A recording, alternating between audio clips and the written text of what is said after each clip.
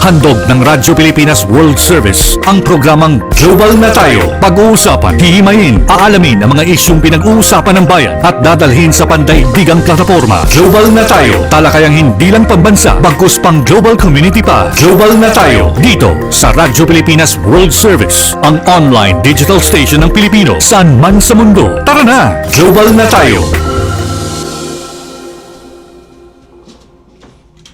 Uli po isang mapagpalang pagbati sa inyong lahat, mga kababayan nating overseas Filipino workers at ang ating mga kababayan dito sa loob ng bansa. Ito po ang isa pang edisyon ng programang Global na Tayo. Hatid po sa inyo ng himpilang Radyo Pilipinas World Service. Ako po inyong lingkod, Ray Sampang. Ang Radyo Pilipinas World Service ay isa po sa mga himpilan ng Presidential Broadcast Service Bureau of Broadcast Services sa patnugot ng Presidential Communications Operations Office. Kami po ay nasusubaybayan live sa pamamagitan po ng ating Facebook broadcast live. Sa inyo po mga Facebook browser, type lamang Radyo Pilipinas World Service. Ganyan din po sa ating YouTube channel. Sa inyo pong mga YouTube browser, type lamang Radyo Pilipinas World Service. Ganyan na rin po sa ating shortwave broadcast at sa pamamagitan po yan ng mga pasilidad ng Voice of America sa may Tinang Tarlac. Ang ating pong mga frequencies, sa shortwave broadcast, lalo-lalo na kung pag-uusapan po natin ng Filipino program, ang sumusunod na frequencies ay 12.020 MHz, 15.640 MHz, at 17.665 MHz. Ayan. Samantala, kung kayo naman ay mahilig tumutok sa ating English service, ang mga English service shortwave frequencies naman po natin ay 12.020 MHz, 15.640 MHz at 17.665 MHz. Yan po ang mga shortwave frequencies natin na ginagamit para sa ating shortwave broadcast para makarating sa iba't ibang panig ng mundo sa tulong po ulita ng ating pasilidad mula sa Voice of America. Kasama po namin maglilingkod sa inyo sa ating technical side sa Master Control. Nandiyan sila Milo Jonel at Susan Aison. Sa Wirecast, si Hero. And sa live streaming, nandyan din po si Justin. At ang ating executive producer, si Miss Stephanie Vicente. Alright, at kamusta na po kayo ngayong araw na ito? At hopefully, kayo po ay nasa mabuting kalalagayan habang sumusubaybay sa ating programa. Tutok lamang po sa kabuuan ng ating programa sa edisyong ito ng Global na Tayo, sapagkat mahalaga po ang ating pag-uusapan. Muli natin makakapiling ang Overseas Workers Welfare Administration sa pangunguna ni Administrator Patricia Ibon P.Y. Kaunan ng OWA. Ang tabayanan po niyo yan sa pagbabalik ng programa makalipas lamang ng ilang paalala. Itinuloy na po natin ang zero balance billing. Libre po. Ibig sabihin, ang serbisyo sa basic accommodation sa ating mga DOH na ospital, wala nang babayaran ang pasyente. Ang dami pong challenge, hindi po namin alam kung saan namin kukunin, ganon, nag-iisip kung paano namin mababayaran. Siyempre po, masayang-masaya, super saya po dahil na zero billing po kami. Opo, malaking malaking tulong po. Mabilis lang din po. Bayad na ang bill ninyo. Uulitin ko, wala nang kailangan bayaran ng pasyente basta sa DOH Hospital dahil bayad na po ang bill ninyo. Naiyak ako kasi sobrang saya. Maraming salamat po, Mr. President Bongbong Marcos Jr. Hindi kami nagkamali ng taong ihinalal. Mabilis ang trivia, dagdag talino. Heto na ang Dagling Kaalaman. Paggamit ng maliit na plato, nakakabawas ng timbang? Parang hindi ka panipaniwala, subalit ayon sa scientists, nakakatulong sa pagpapapayat ang paggamit ng maliit na plato. Napag-alaman ng researchers sa Cornell University na dahil sa paggamit ng maliit na plato, nabawasan ng 30% ang dami ng calories na kinakain ng mga respondents. Pero ito ay posible lang kung present ang dalawang kondisyon. Una, dapat ang tao mismo ang magsaserve ng pagkain sa kanyang sarili dahil kumukonti ang kinukuha niyang pagkain. At pangalawa, hindi dapat binabantayan ang pagkain ng tao. Kaunting kaalaman na malaking dagdag talino. Abangan muli ang susunod na Dagling Kaalaman. Paano nga ba mag-register para magkaroon ng schedule sa Bagong Pilipinas Presidential Action Center? Narito ang mga dapat gawin. Gamit ang iyong mobile device, pumunta sa eGovPH app. Pwede itong i-download mula sa Apple App Store o sa Google Play Store. Gumawa ng account.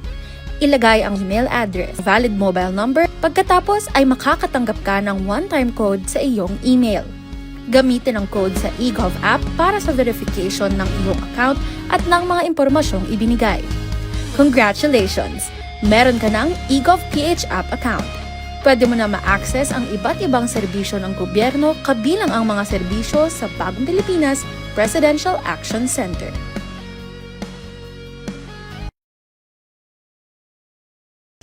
Alright, kayo po ay patuloy na sumusubaybay sa ating programang Global na Tayo. Dito pa rin po sa himpilang Radyo Pilipinas World Service. At tulad po ng nabanggit ko kanina, po, makakapiling po natin sa oras na ito ang ating pong butihing Overseas Workers Welfare Administrator. Walang iba kundi si Attorney Patricia Ibon P.Y. Kaunan.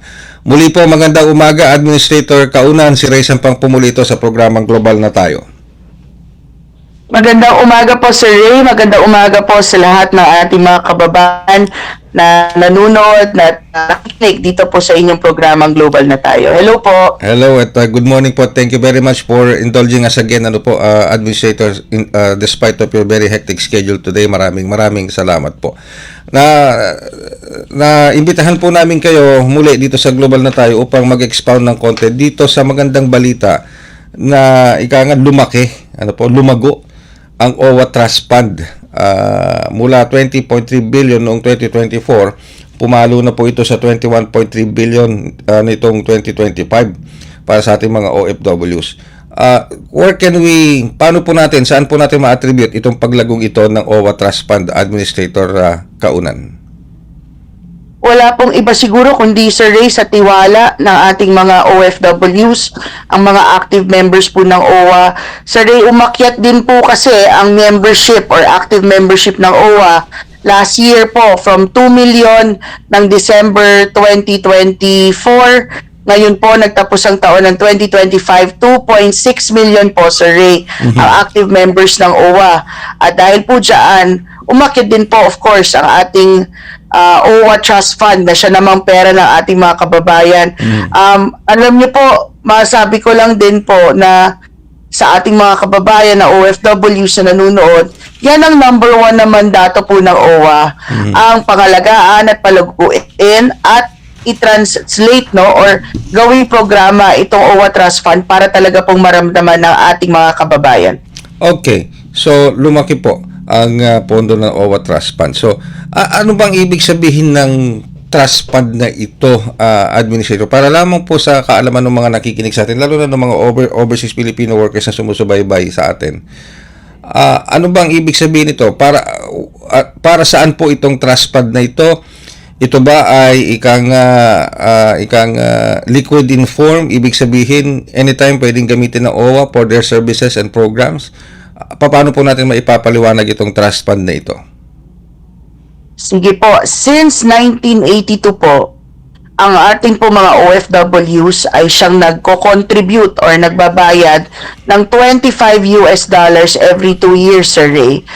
Never pa po umakyat itong kontribusyon ng ating mga OFW na patuloy na nagtatrabaho abroad. So ito pong $25 or kulang-kulang mga 1,500 pesos po ito ay napupunta sa OWA Trust Fund na ito po ay binabantayan at pinapalago ng OWA, at ito po naman ang ginagamit na pondo ng OWA sa iba't ibang mga programa katulad ng Sir Ray, nababalitaan natin of course yung mamatay ng kababayan, nagkakasakit, dito po galing ang pondo. Yung pong mga livelihood projects ng OWA, dito rin po galing. Yung pong scholarship po, Sir Ray, ng mga anak ng mga OFWs. By the way, Sir Ray, tayo po ay isa pang magandang anunsyo para maramdaman ng ating mga kababayan. Pag tumataas po ang pondo ng OWA, kailangan po yan po ay tagubili ng ating mahal na Pangulo, maramdaman yung serbisyo. Kaya for the first time po, sa 43 long years na history ng OWA, Sir Ray, nadagdagan natin ang pinakamalaking number of slots po for scholarship ng anak na OFW this year. Nag-anunsyo po tayo ng 10,000 additional slots. Currently po, 15,000 ang OWA scholars po. Dadagdagan po natin ng 10,000 dahil po umakyat po ang OWA Trust Fund. At yan po, dyan po ginagamit yan. Ngayon, Sir Ray, paglilinaw lang, meron pang isang pondo ang OWA. Ito naman ay galing sa budget ng gobyerno o galing po doon sa DAA. Dito naman po ginagamit po natin ang pondong ito para po doon sa pag-maintain ng mga OWA airport lounges, terminals 3, 1, yung ating pong mga global centers, yung ating pong tulong pag may kalamidad, yung ating pong of course, no, yung ating pag-maintain ng ating mga opisina at personnel. Hindi po yan sa pera ng trust fund. Yan po ay sa budget po na binibigay sa ating po ng Kongreso na approve ng ating mahal na Pangulo. Yan po taon-taon, dyan po nakukuha yung perang yan. So dalawang pondo po ang minamanage natin sa OWA. Okay. Alright, so dalawang pondo. Pero sa paglago po ng pondo, particularly dito sa trust fund, does that mean, nabanggit nyo kanina, nadagdagan yung slots ng scholarship natin? Masusugan ko lang yung scholarship program ng OWA admin. Kasi last time, I think sa mga previous na discussions natin, bukod sa mga beneficiaries, bukod sa immediate families ng OFWs na nakikinabang at nabibigyan itong scholarship fund, mismong may programa kayo para mismo doon sa OFW. Ito po ba'y nadagdagan na ng pondo? Ito po ay kailangang dumaan sa Board of Trustees po ng OWA. Handa na po kami sa OWA Secretariat na magpa-approve sa Board of Trustees ng mas malaking benepisyo. Bakit po naitanong niyo yan, Sir Ray? Kasi po ngayon, tumutulong na po tayo sa mga seafarers at saka mga case workers na sila po ay ma-upskilling. Alam niyo naman po sa pagiging seaman, tuloy-tuloy yung training po dyan Same din po sa land-based. Pinupondohan ako, pero ako na po maaamin, kulang po yan dahil yung sigit na amount po, 90s pa po yun, Sir Ray. So ngayong taon, kinukomit ko po, magpa-approve po tayo sa Board of Trustee. Kasi Sir Ray, yan naman po ay isang bagay na hindi pwedeng ako lang ang mag-desisyon. Yes. Pagdating po sa trust fund po, kailangan po ipa-approve dun sa Board of Trustees po ng OWA at ang chairman po niyan ay si Secretary Leo J. Kakdak po. Ayun, okay, sige. So malinaw po yun. So, matanong ko lamang po, recently, nanggaling kayo sa iba't ibang bahagi ng Middle East. I think nagpunta kayo na Dubai at Abu Dhabi para po dito sa Serbisyo Caravan. Can you give us feedback on this, Administrator? Napakaganda na po ng natin, ng ating ginawang Serbisyo Caravan. Alos 99% po yung satisfaction rate ng ating mga kababayan sa Dubai na pumunta, Kasama po natin si unang ginang First Lady Lisa Araneta Marcos sa Dubai at of course ang ating mahal na Pangulo, Pangulong Ferdinand Marcos Jr. sa Abu Dhabi. Alam niyo po, kasama na natin for the first time din sa UAE ang LTO, Sir Ray, kung saan sila ay naggagawa at nagpiprint na ng driver's license renewal on the spot, Sir Ray. That's nice. Yan po ay, at ngayon po tayo po sa e-card natin, ng OWA, na proud ko pong sasabihin ito, Sir Ray, ay umabot na po tayo malapit na po tayo sa 250,000 na release. Nung ako po nakapasok sa OWA, nasa 70,000. After 7 months, Sir Ray, nasa 250,000 na po tayo ng na-release na e-card. And malaking tulong po ito mga caravan kasi, Sir Ray, sa OWA po, less than 2 minutes, na-print na po yung kanilang government ID, yung OWA e-card po. Na marami po yung mga, of course, as a government ID, marami po yung ginagamit po yan sa pag-access ng OWA services. Pero Ngayon po, halos 200 ng kumpanya all over the world ang partners natin. Inanunsyo nga natin sa UAE ang bago nating kapartner, yung Emirates Airlines na magbibigay ng diskwento para sa pagbili ng ticket ng ating mga kababayang active members ng OWA. So, tuloy-tuloy po yung ganitong ginawa natin at marami pa po tayong caravan na gagawin dahil Sir Ray, sa totoo lang mahirap po talaga mag-caravan dahil dinadala mo yung logistically po dinadala mo yung serbisyo abroad. Pero for the first time sa panahon po ni President BBM, nadala natin yung iba't ibang serbisyo. In fact, kahit driver's license, kahit PSA, kahit itong OWA e-card, lahat po nadala na natin para po sa ating mga kababayan. That's nice, that's good. That's nice to hear. Ano po, talaga namang, well, totoo yung sinabi ni Administrator Kaunan. Hindi madali ang mag-set up at magsagawa ng isang serbisyo caravan para sa kaalaman ng ating mga kababayan, because you're going to be consolidating all government services as many as possible di ba, Administrator? As many as possible po, kasi ang idea po dyan, pag umuwi po yung mga kababayan natin, pupunta pa sila sa opisina ng LTO, pupunta pa sila sa opisina namin, pupunta pa sila sa opisina ng SSS. Sir Ray, sayang yung araw nila sa pamilya nila. So, puntahan na lang namin sila. Ang amin lamang pong hiling sa ating mga kababayan, konting pasensya din, at ako na rin po ang humingi ng paumanhin paminsan-minsan, dahil po, dinudumog po tayo, Sir Ray. Okay. Kahit po meron tayong online registration system, kunwari po, mag-open tayo ng slot, Sir Ray, sa 3,000, napakadami na po ng Sir Ray, o kaya 5,000 slot, ay dudumugin po tayo. Minsan naaabot ng 10,000 yung darating. Sus Maria Josep. Kami naman po sa gobyerno, Sir Ray, hindi naman po pwedeng humindi kami. Hindi naman kami private sector na humingi ng tulong yung kababayan mo hindi. Ang konting hiling lang naman po namin, of course, first, i-follow lang po yung online registration para po hindi tayo nagkakagulo or hindi lumalampas dun sa number or capacity ng venue. Pangalawa po, wag ho kayong mag-alala at kami po ipabalik-balik na pupunta at kami nga po sa OWA, nag-iiwan kami ng mga machine sa mismong opisina namin abroad para sila po ay tuloy-tuloy ang paglabas ng aming OWA e-card kahit wala na po yung caravan.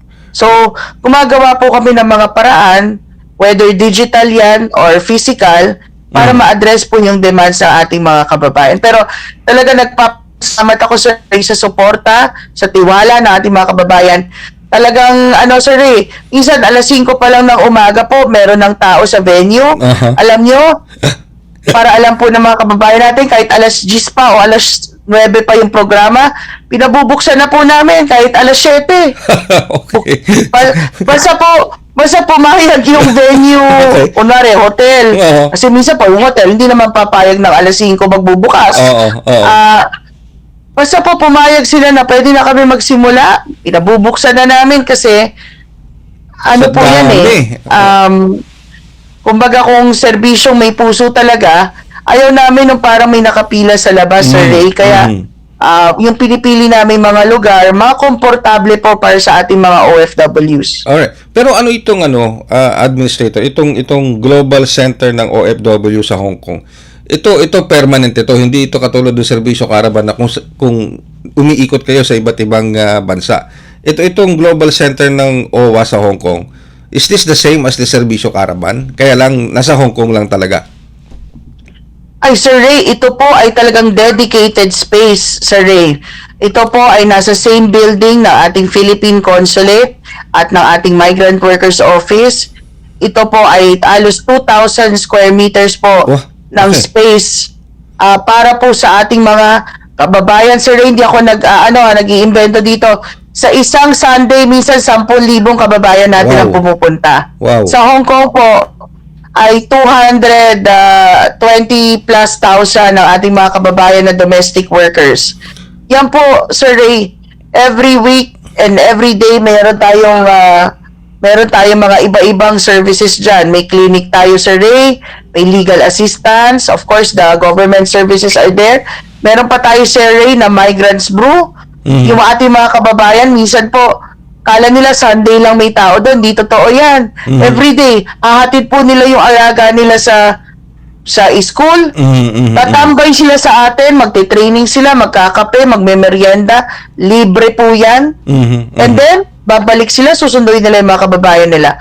Meron na pong lugar na pupuntahan yung ating mga kababayan. And as much as possible, ginawa sila yung, alam niyo po yon, yung, syempre tumatambay sila sa kalye doon sa Hong Kong.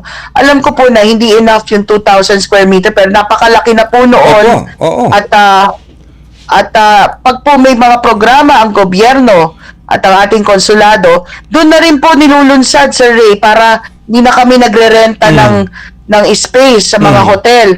Lahat to doon na namin ginagawa, including the absentee voting. Ganun ang doon na rin ginagawa. So it is meron na rin po doong mga training facilities, kunwari sa computer, Mandarin language, iba-iba po yan. Meron din pong gym para sa ating mga kababayan for their physical meron po tayong telemedicine. Of course, ang po ko pa dyan, Sir Ray, as per the Board of Trustees of OWA, ginagawa rin po namin mag-set up sa Taipei. Okay. Kung saan marami din po tayo mga kababayan. Sa Taiwan. At Okay. ang ko nga, Sir Ray, may pangarap tayo. Pangarap natin is yung parang day of center natin sa Saudi, sa Kuwait. Kasi, Sir Ray, para naman makapag-day off sila at sabihin nila sa kanilang mga employers, may pupuntahan kami na kung saan makakapag-training sila. Yes. Yung iba po, Sir Ray, akala nila libreng kape lang. Kahit libreng kape, malaking bagay po yan sa OFW. Totoo. Malaking bagay po yan. Totoo. Na maramdaman nila na meron silang, may napapala sila, merong alaga mula sa gobyerno. So, ayun lang, Sir Ray, pag Sunday, kung ikaw ay magagawi sa Hong Kong, I invite you to go at makita mo kung gaano natin ginagamit itong Global Center para sa ating mga kababayan. Okay. So yun, so bukod sa Hong Kong pala, target nyo rin ang Taiwan and of course ito sa Saudi. Naku, napakarami natin mga OFWs dyan sa Taiwan at saka sa Saudi Arabia. Pero speaking of Hong Kong, di ba meron tayo, kamusta na po yung ating kababayan na tinago natin sa pseudonym na Bernadette na nag-viral nga sa social media maging sa mainstream, yung pananakit sa kanya dyan sa Hong Kong. Kamusta na po? Kamusta na po siya? Sir Ray, siya po ay safe, no? Of course, meron tayong, ang DMW po ay merong temporary accommodations, no? Na mine-maintain sa Hong Kong para sa ating mga distress na OFW po, no? So, nag-undergo po siya, of course, una po, dinala siya sa ospital, no? Ngayon po, nasa shelter siya. Pero, as per the latest po na usap ng ating mga kinatawan sa Hong Kong with OFW alias Bernadette, ang kanyang decision is, is mag-file ng complaint, but at the same time, mag-stay sa Hong Kong at maghanap ng ibang employer. Ayun. So, yun po ang pinaka-latest. But, I want to assure everyone po, of course, our Migrant Workers Office, no, led by our Labor Attaché, Cesar Chavez, ang ating OWA Welfare Officer na nandun, si Mariluz Sumalinog, si Malu, tinutulungan siya, no, and she's very safe na nasa shelter na natin, nasa shelter na ng gobyerno. That's nice to hear. That's nice to hear. Pero bago ako magpatuloy, Administrator, gusto ko muna magpasalamat sa iyo bilang Administrator ng OWA at sa ating OWA Region 4A. Dahil napakalaki po ng tulong na naibigay na sagot po ng ating OWA Region 4A itong concern ng isang dati nating OFW na si Vilma Javier. Natulungan po ito, kagyat itong natulungan ng ating ng OWA, lalo na ng mga kasamahan po natin sa OWA Region 4A para maibigay sa kanya yung matagal ng inaantabayanan niyang tulong pinansyal, pati yung Balik Pinas program Kagyat po kasing nasagot yan ng 4A nung aming pong inilapit sa inyo at sa OWA 4A. Kagyat naman po silang tumugon at personal pang dinala ng mga taga 4 OWA Region 4A yung financial assistance sa kanya, kahit nagpapasalamat po dyan. Nagkaroon kami ng pagkakataon na makapanayam si Vilma Javier, yung pong recipient niyan, at malaking pasasalamat po ang pinapaabot niya sa OWA, sa inyo at sa OWA Region 4A. Maraming salamat po, Sir Ray, sa pagtulong nyo rin po sa ating mga kababayan, mailapit sila sa OWA. Siguro, ang sabihin ko lang po is we're really doing our best, no, na ma-provide yung mga assistance na kailangan ng ating mga kababayan, no. And si Ma'am Vilma na umuwi galing Kuwait na may sakit. Ito nga po yung sinasabi ko, Sir Ray, na sa mga susunod na linggo sa OWA, na pirmahan ko na po kasi yung ating bagong rules on emergency repatriation fund, including medical repatriation. Talaga pong gusto namin na mas malaki yung maging tulong, lalong-lalo na sa mga may sakit po, Sir Ray, na OFW. Nabalitaan nyo rin siguro po yung tinulong natin together with the DMW at ang ating unang ginang sa mga cancer patients sa UAE. At ito nga po, katulad ni Ma'am Vilma na umuwi, na may sakit, ang sagot dito na OWA, magpapa-approve din kami, Sir Ray, ng pag-akyat na medical benefits para sa ating mga miyembro ng OWA. And on top of that, Sir Ray, kakabalik ko lang po galing Tugigaraw, binuksan natin, nung nagbukas po tayo ng alagang OWA, yakap at gamot, butika at clinic dito sa NCR, ang hiling ng mga tao i-roll out sa probinsya. Sabi ko, syempre part yan ng plano.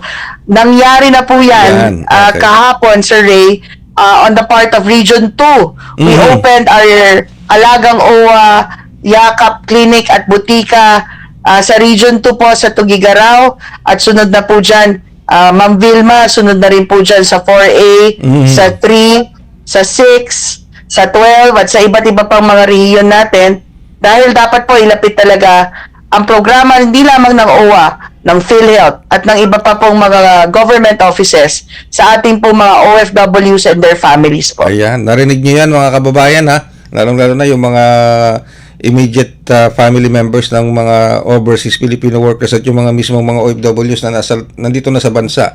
Yun na yung tinatawag natin, ito na yung plano ni matagal nang pinupush ni Administrator Kaunan na talagang ikalat yung serbisyo ng OWA, particular dito sa OWA Yakap at Gamot Butika. Sa Region 2 nagsimula na po sila. Yung kauna-unahan nito, Administrator, kauna-unahang regional branch ng alagang OWA Yakap at Gamot Butika sa Region 2. At bababa rin yan sa Region 4A, tulad ng sinabi ni Administrator. Kaya Vilma, kung alam ko nakikinig ka, ayan, meron ka nang dapat puntahan. At saka yung iba pang mga lugar, antabayanan po ninyo yan. Yung pagbubukas na yan ng alagang OWA Yakap at Gamot Butika. Hindi lang sa Region 2. Sir Ray, Opo, matagdag ko lang yung sa Tugigaraw nating office, may kapartner rin na rin tayo na laboratory, Sir Ray. Kasi kasama sa libre ang mga laboratory, Sir Ray, na siya namang base sa magiging reseta ng doktor na nandun na rin sa ating alagang OWA Yakap Clinic. Alam nyo, hindi na namin kayo gustong mamasahe pa or mag-travel pa from one office to another. Itong Yakap Clinic at gamot at butika natin, nandun na sa bagong Regional Office 2 ng OWA sa Tugigaraw, at malapit lamang yung inyong magiging laboratory. At alam nyo, pag active member pa kayo ng OWA at meron kayong sakit at nalaman ng doktor doon ng PhilHealth na ng VidaCure na ating kapartner na may sakit, konting steps lang, Sir Ray, punta na kayo doon sa opisina ng OWA at mag-request kayo ng medical assistance para makatulong po sa pagbili pa ng iba pang gamot na kailangan na hindi kasama doon sa PhilHealth program. So, Sir Ray, as much as possible, ito yung tinatawag natin na alaga talaga at serbisyong may puso. I always tell our mga ka-team ko sa OWA, imagine yourself na nasa shoes kayo, nasa pwesto kayo na humingi ng tulong. Yan ang importante. Para alam nyo kung anong klaseng alaga ang kailangang ibigay natin. Alright, speaking of yung nga po mga medical assistance na makukuha sa alagang OWA, yakap at gamot botika. Kasi madalas na ang humihingi ng assistance po ay yung mga OFWs na nandito na sa bansa, na repatriate, bumalik, nagkasakit. So, financially, they're not capable of producing yung mga medical certification required. Halimbawa, CT scan, ultrasound, mga laboratory test. So, magagawan po ba ng paraan yun, Administrator, na hindi na sila ma-burden to produce those kinds of laboratory tests like CT scan or ultrasound? Sir Ray, yan ang eksaktong dahilan bakit ko pinush tong Yakap Clinic at Yun. Gamot. Pupunta na lang sila doon, Sir Ray, may doktor na doon, pero may mag-check sa kanila, may magsicertify. Pag kailangan i-CT scan or i-ultrasound, kasama na yon doon sa magiging package, Sir Ray. Wala na silang babayaran, Sir Ray. Wow. Whole package na pala ito. Whole ito package. po ang gusto kong i-credit dito, hindi ako, Sir Ray. Yan ang sinabi ni Presidente Marcos nung SONA niya last year. Yan ang sinabi niya ngayon bilang of course kasama nasa gobyerno. Gusto namin ilapit yung programa ng Pangulo at ng PhilHealth sa OFWs. Dapat kasi tayo kung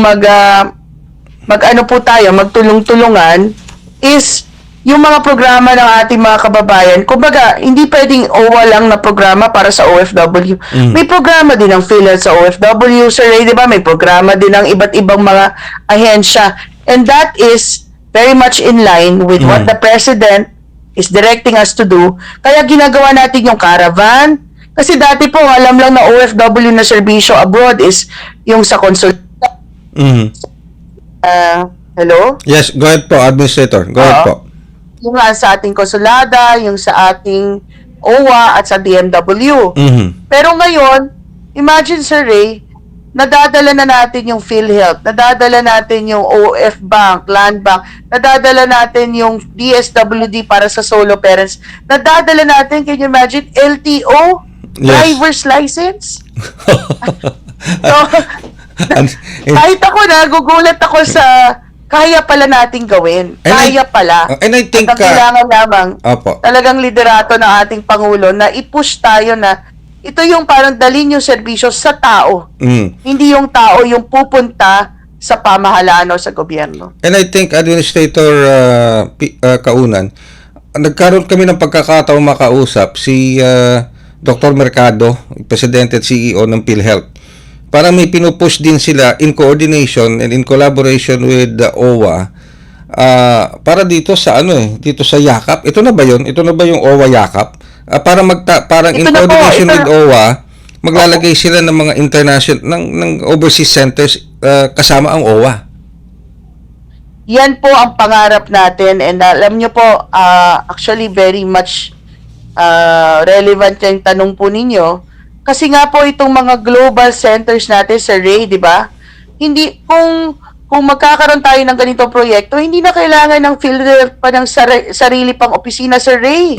Doon na natin sila ilalagay para talagang mapupuntahan sila ng ating mga kababayan. So, this is, as I said, marami tayong pwede pang gawin na tulong. And ngayon, nararamdaman na natin isa-isa. Sir Ray, pabalikan ko lang yung scholarship, ha? Dati po, kung mag-akyat lang ng scholarship, 500 slots lang, Sir Ray, 1,000. Ngayon po, 10,000 buksan na natin para sa ating mga kababayan.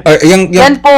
Yung scholarship slots na 10,000, available na po ba yan this year, Administrator? This year po yan. At nauna na po sa Tugigaraw, may 100 na. Okay. Na Sir Ray, umingi ako ng paumanhin sa kanila kasi last year nag-apply sila. Okay naman yung papers nila, kaso lang, Sir Ray, limitado kasi yung slots. Alright, okay. So hindi sila nakapasok sa quota. Alam nyo, masakit sa OWA na hindi makapagbigay ng assistance, pero syempre, sir, kinukuha rin kami, ino-audit din kami. Hindi naman namin pera yan, no? Kaya, ginawa namin, tinodo yung effort namin sa membership, lumaki yung pondo, pag lumaki pondo, ibalik sa OFWs Yes. through programs like this. That's true. That's true. Alright. So start na po 'yan, yung additional yung 10,000 na OWA scholarship program yan this year. So pupunta lang po sila sa mga sa mga OWA regional offices natin, administrator, to avail of that, makapag-submit na application. Meron po kaming magiging sistema niyan. Lagi naman po kami regularly nag-a-announce, no? Pero para dito po sa 10,000 slots, Sir Ray, meron po kasi mga kababayan tayo na kailangan talaga ng tulong pero hindi nabigyan natin ng, kumbaga last year, Sir Ray, hindi nakapasok sa quota doon sa slot. Pinapari-examine ko po kasi baka pwede na nating ipasok sila ngayon. Okay. Kasi alam nyo, syempre tayo, Sir Ray, nag-aral din tayo, nagsikap yung magulang. Alam ko yung feeling na hindi mabayaran yung tuition agad eh. So, dyan talaga sa edukasyon at sa kalusugan, nakafocus ako, Sir Ray, kung mapapansin mo sa programa ng OWA.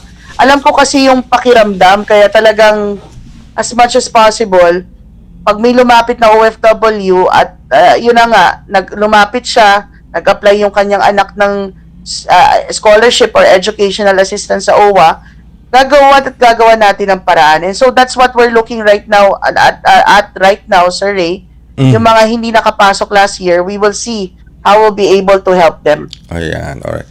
Basta ang importante dito, siguro you would agree with me, Administrator, lumaki ang pondo ng trust fund ng OWA, dumami ang membership ng OWA. Ang mahalaga dito, sabi nga ni Administrator at utos na rin, direktiba na rin ng Pangulong Marcos Jr., na ibalik ang pondo at benepisyo sa ating mga overseas Filipino workers at sa kanilang pamilya. Yun. Tama po yan, Sir Ray. Tama po yan. Okay. With that, Administrator, maraming salamat po sa oras na muli. Sana po wag kayong magsasawa dito sa ating pag-iimbita sa inyo, dito sa ating programa at sa ating himpilang Radyo Pilipinas World Service dahil alam nyo kung tutuusin, kulang na lang magkaroon ng regular program si Administrator dito sa Radyo Pilipinas World Service. Pero alam nyo, doon sa mga nakikinig sa atin, yung mga nakikinig at nanonood, lalo na yung mga overseas Filipino workers na madalas nagpapadala sa akin, sa inyong lingkod at sa ating himpilan ng mga katanungan at nagpa-follow up ng kanilang mga request sa OWA. Alam nyo, busy lang talaga si Administrator Kaunan at sa sobrang hectic ng schedule na ni Administrator, maging ng mga staff niya at ng buong OWA, talagang mahihirapan silang makapag-set up ng, sabihin na natin, regular program dito sa atin. Pero tuwing humihingi po kami ng pagkakataon na ma-interview si Administrator, lagi po siyang tumutugon at lagi siyang nagbibigay ng oras if the time permits. Ganun po kahalaga sa OWA at kay Administrator Kaunan yung pong inyong mga concern. Kaya maraming salamat po, Administrator. Siguro huling mensahe na lamang po ninyo sa mga kababayan natin at mga OFWs. Go ahead po, Administrator. Sir Ray, ako po ang magpapasalamat. Salamat po, una po sa inyo, sa Global na Tayo na programa kasi nasasabi natin yung mga programa ng ating pamahalaan ng OWA para sa ating mga OFWs at kanilang pamilya. At naihahatid nyo rin sa amin yung kanilang mga tanong, concerns, at ito nga katulad ni Vilma, yung sa personal niya na pangangailangan na siyang makakatulong naman tayo on the part of OWA. Pero maraming salamat din po sa ating mga kababayan sa patuloy na tiwala sa OWA, patuloy na pagsuporta ng programa ng OWA.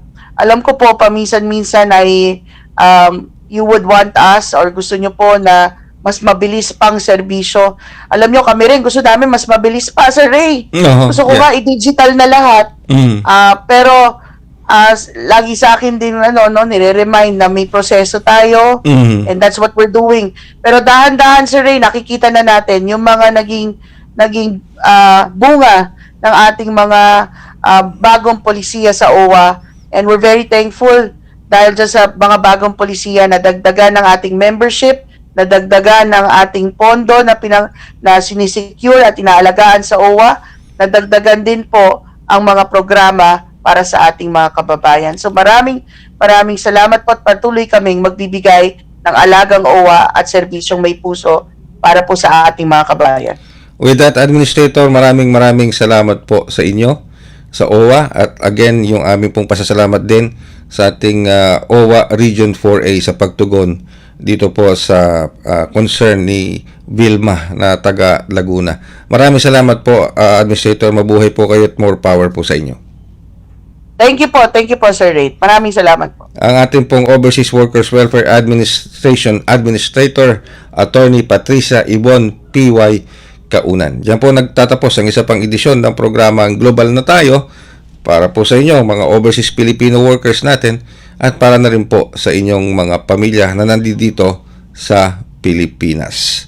Alright, maraming salamat po sa ngalan po ng ating mga nakaagapay sa pagsasayang papawid ng programang ito mula sa ating Master Control, sina Susan Aison, Milo Junela, and of course sa ating Wirecast si Hero, at sa ating live audio streaming si Justin, at sa ating executive producer si Miss Stephanie Vicente. Ako naman po yung lingkod, Ray Sampang. Maraming salamat.